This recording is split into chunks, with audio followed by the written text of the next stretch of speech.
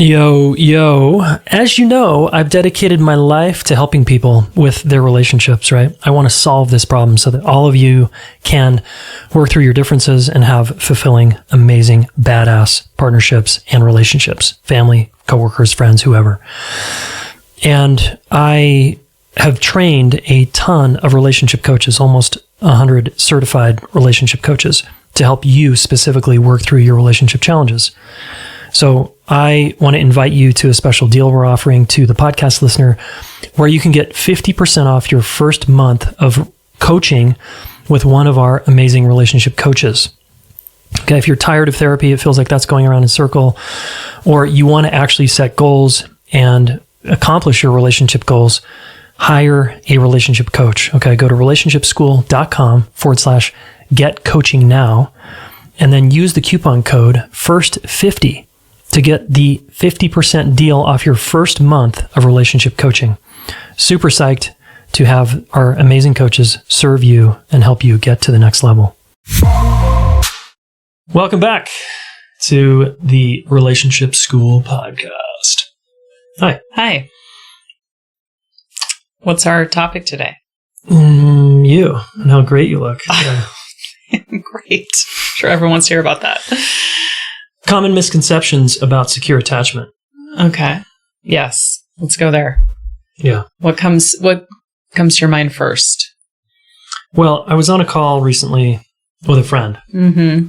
And I'm psyched for this friend. Okay. He was in a new relationship and it's, he's like, yeah, dude, I've been pointing him to different podcasts of mine because he had a relationship, pretty significant relationship challenge, got divorced, and was kind of ready to do things differently. So I started sending him a bunch of resources because he was like, give me resources. And I was like, okay, talk to this person, listen to this podcast, read this book, do this thing. And so he got hip to relationship jargon and started understanding some things.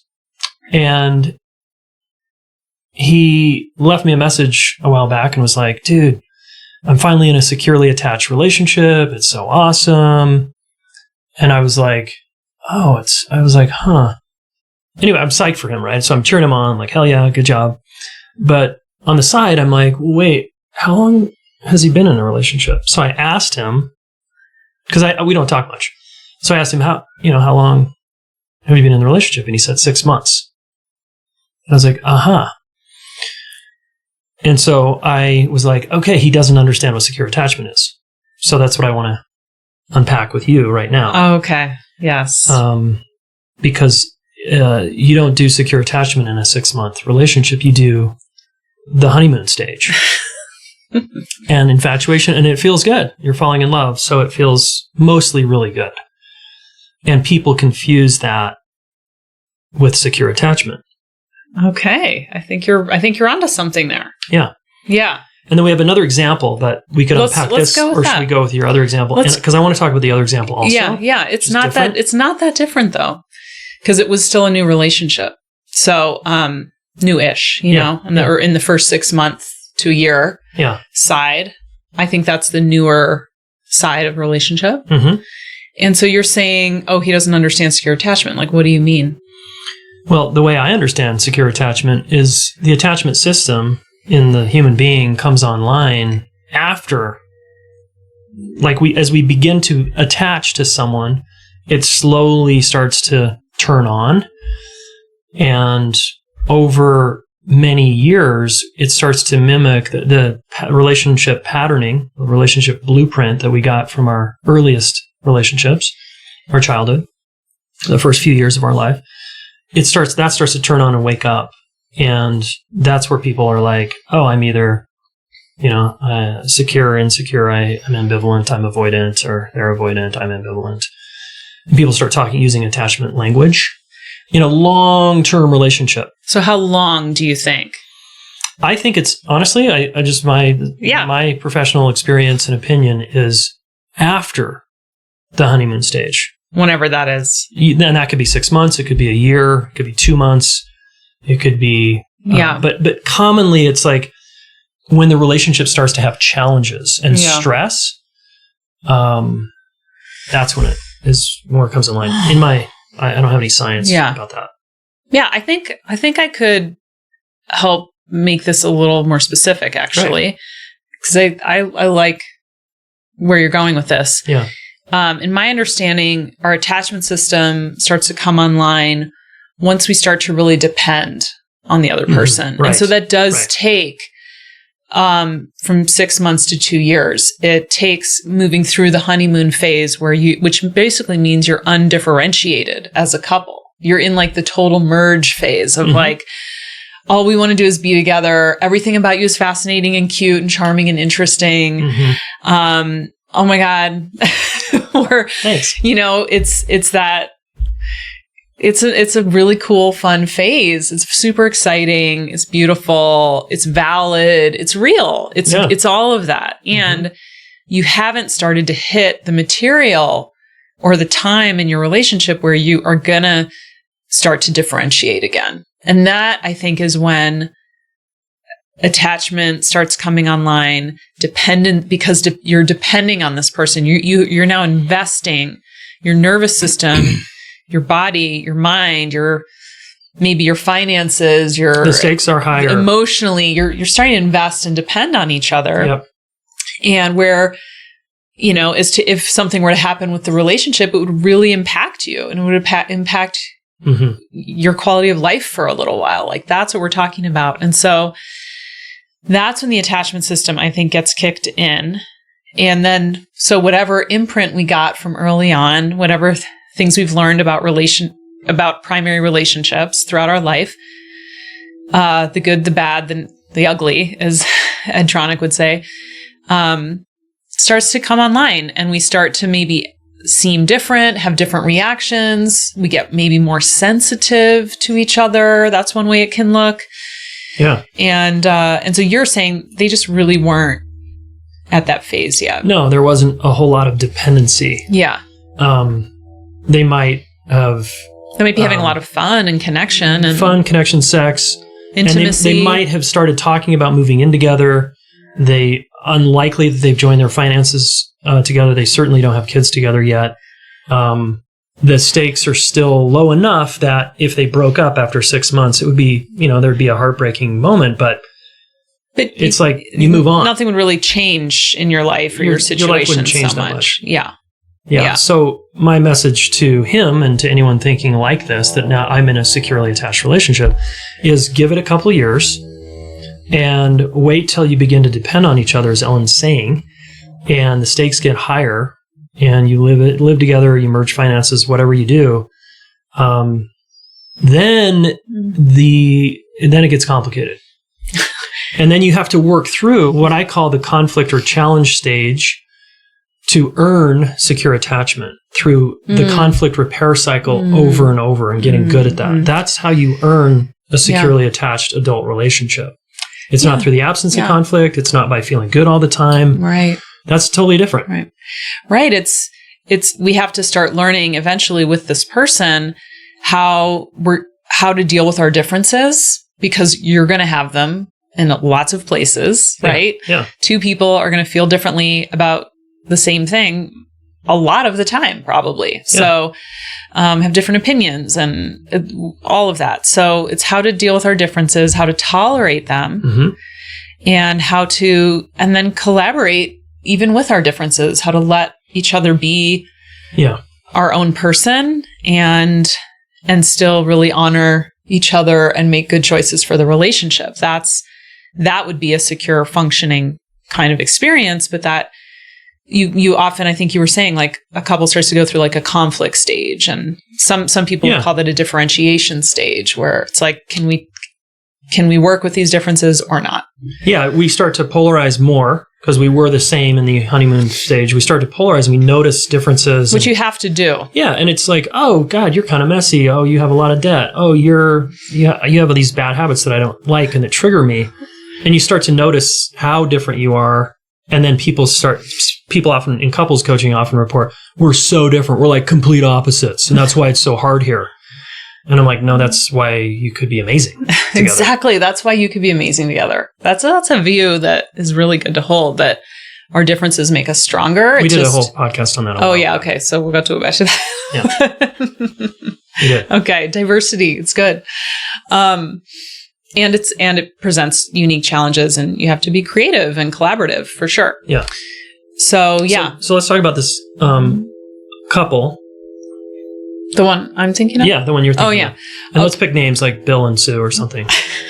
So we always change details, by the way, just because we want to protect. Sometimes they're clients, sometimes they're friends, sometimes we say they're clients, people and they're friends, we sort of know, vice versa. but they're people in the world having real life experiences. So this couple, again, a newer couple for 6 months-ish. Both divorced. Both kids. Both have kids.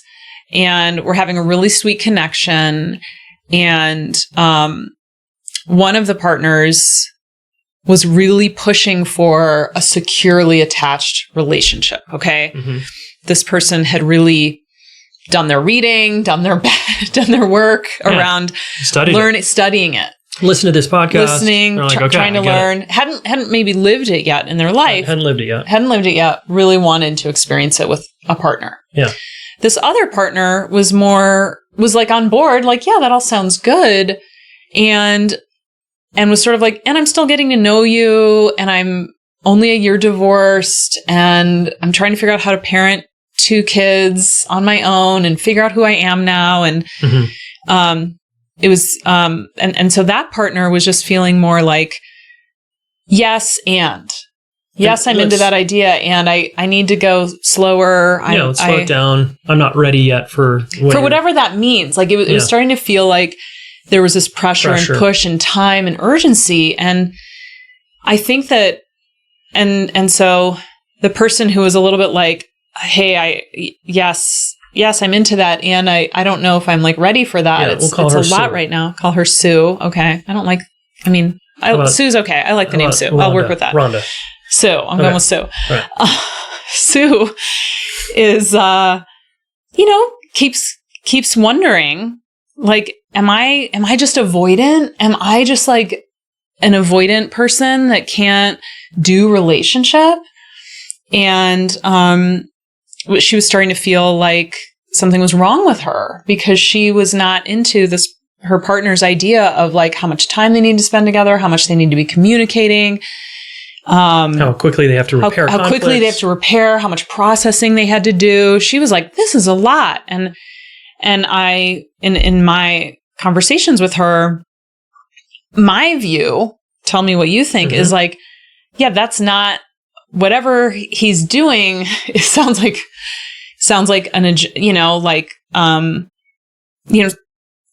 I guess what I would say is my view of security. It kind of doesn't matter what you do. What matters is, do both of us feel good about it? Are we collaborating? Are we advocating for ourselves while looking out for our partner's interests and then figuring out what works well for both of us? So I think what I was trying to share with this person was, no, I don't know if you're avoidant or not. It kind of doesn't matter. What matters is he's pushing for a kind of relationship that doesn't feel great to you. And and you're feeling kind of like you're constantly judged and missing the mark and like something's wrong with you. And I'm like, no, I don't think you're actually, the two of you are collaborating very well. And, relationships between two people can look like a lot of different things. I think this is my issue with the secure attachment ideas out there. The biggest misconception, I think, is that it's supposed to look a certain way, like in terms of our procedures, like we're supposed to spend this much time or do things a certain way. And I'm like, no, this is what I think. Okay. Yeah. I'm like, no, you're supposed to do things in the way that works for the two of you, whatever that is. So that might mean we have, we spend this much time together, or we get to have alone nights whenever someone feels like they need it, or we always spend the night together. Like, I don't care what people do. Yeah. I just want them to self-define and co-create. And when one person is pushing for something, maybe that is what they really need and want in a relationship. Okay. But if their partner doesn't need and want that, then now we're at the question of, oh, we don't want the same kind of relationship. Boom. Bingo. That's the punchline here. The punchline of this relationship. It turns out they didn't want the same type of relationship. Yeah. And he was trying to fit a square peg in a round hole. Yeah. And couch it under what he wanted was a securely attached relationship. And I'm saying no. I think they both want that at the end of the day. They want a sense of security and all that entails. But he had a really different idea of the kind of time and resources and ways they were going to function than her. Yeah. Yeah. It's not like neither one was more or less in a secure frame of mind about it. Does that make sense? It does.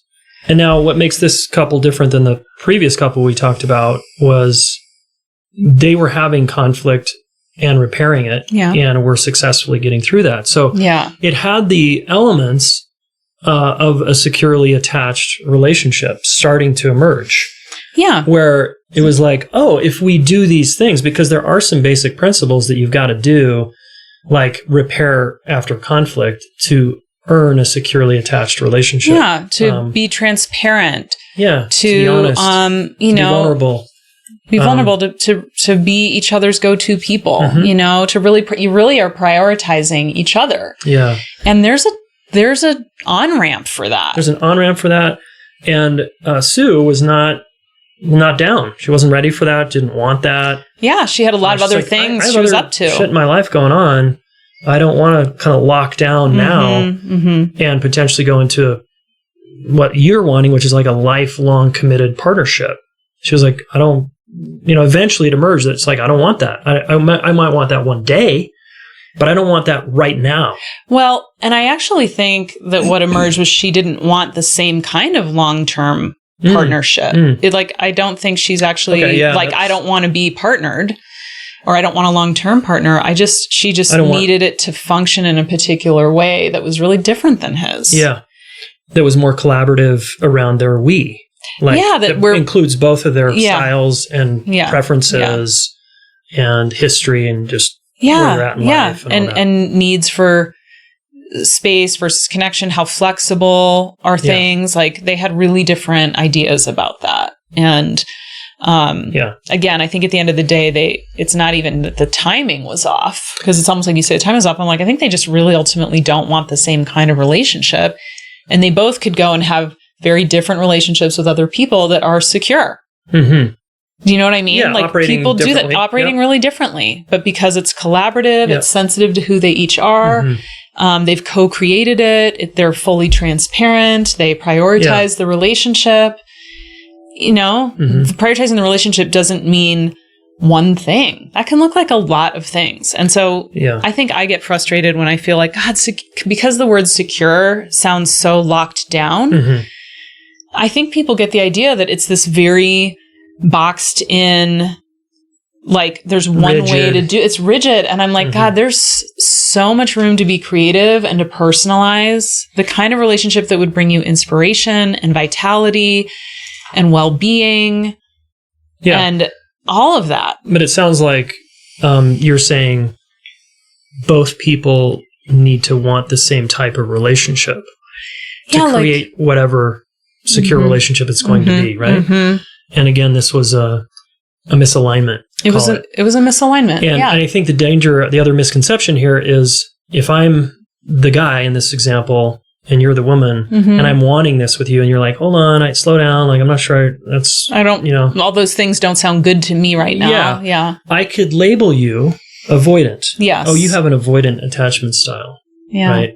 And that happened a little bit in this relationship. And I don't think that's necessarily fair. Although I think this person does have an avoidant attachment style. And the guy has a more anxious one. Yes. Yes. And he has avoidant, tendencies as well. We all have, it's more complex. But it's just not like, this is where you have to watch the labels. Yeah. And true. I think the takeaway for me here is some of you are out there trying to make a relationship work with someone who doesn't want the same type of relationship. You do want a secure long-term relationship, and you want it to look how you've learned about it, right? Because you're trying to you haven't been able to be successful with that. So you're like reading and you're studying. You're like, okay, I think it's these things, which is awesome. I want to really celebrate that. And sometimes you're trying to make it work with someone who's wants either a different kind of relationship, or their voice doesn't get really included in, how that goes down, what it looks like. Yeah. So there's a lot of misconceptions, and I think these are two of the biggest ones that we're trying to underline here. And remember, we have many podcasts on kind of and YouTube videos on what a secure relationship kind of looks and sounds like. Because I do think there are some fundamental principles. There's like repairing after conflict is what builds security over time. Yeah, getting back to a good place and becoming stronger for having done so. Yeah. There are principles. I mean, Stan Tatkin writes about those, like the principles of a secure, functioning relationship. The implementation of that, there's a lot of room to be creative. There is. Yeah.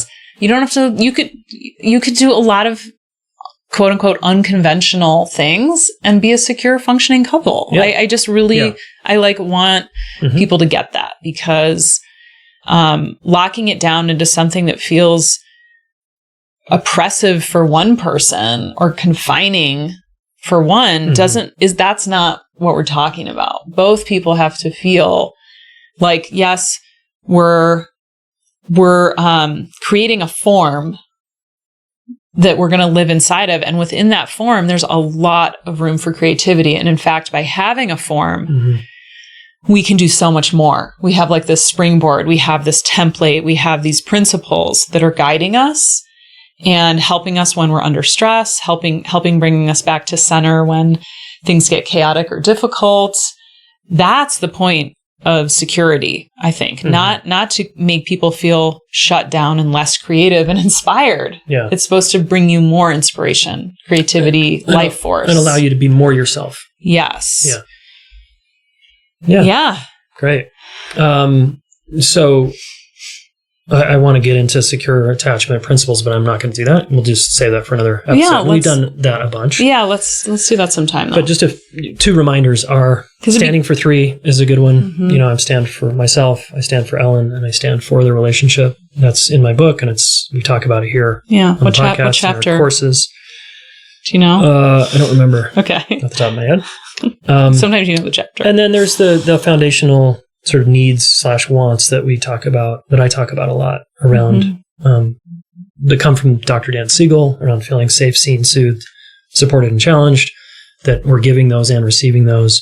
Those are just a few reminders. Yeah. Mutual, sensitive, collaborative, sensitive to who we both are. Sensitive to the impact of our behavior on the other person. Yeah.